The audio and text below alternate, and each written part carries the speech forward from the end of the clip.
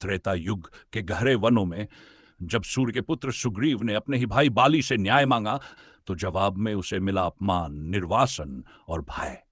क्योंकि बाली था इंद्र का पुत्र, बलवान, अजेय, जिसके सम्मुख कोई टिक नहीं सकता था।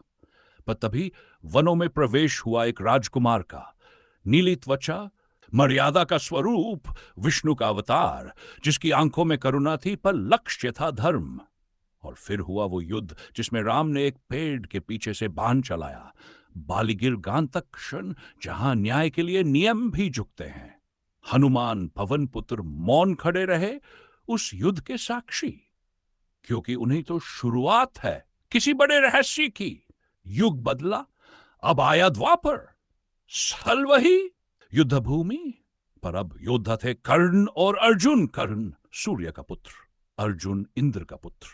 ठीक जैसे बाली और सुग्रीव, कर्ण पराक्रमी, दानी, पर नीचता का शिकार, समाज ने जिसे कभी अपनाया ही नहीं। अर्जुन राजा का पुत्र, श्रेष्ठ धनुर्धर, श्री कृष्ण के सानिध्य में।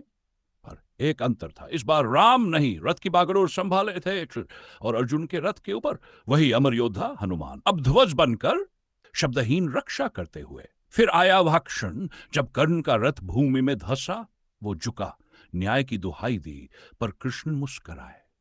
जब द्रौपदी चीरहरण हुआ, तब धर्म कहां था? अर्जुन ने गांडीव उठाया, बाण चलाया, और सूर्यपुत्र मृत्यु को प्राप्त हुआ। इतिहास ने स्वयं को दोहराया, एक बार बाली गिरा बाण से, दूसरी बार कर्ण अर्जुन के तीर से। एक बार हनुमान ने देखा त्रेता में युद्ध के बीच, दूसरी बार हनुमान ने सहा द्वापर में ध्वज बनकर। दो युग, दो सूर्यपुत्र, दो इंद्रपुत्र, दो युद्ध, और एक आत्मा जो सबके बीच मौन रही। और ऊपर सृष्टि की सीमाओं से परे विष्णु मुस्कुरा रहे थे, क्योंकि कोई संयोग नहीं था। यह लीला थी। त्रेता में मर्यादा की परीक्षा थी, त्रेता में नियम टूटे, द्वापर में अधर्म गिरा, पर हर युग में परम एक ही रहा, धर्म की विजय। और जब युद्ध समाप्त हुआ, सुग्रीव, बाली, कर्ण, अर्जुन सब नक्षत्रों में विलीन हो गए, उनकी आत्माएं आकाश में धर्म शब्द में तब्दील हो गई। और बीचों बीच अब भी वही है, विष्णु अनंत अमर।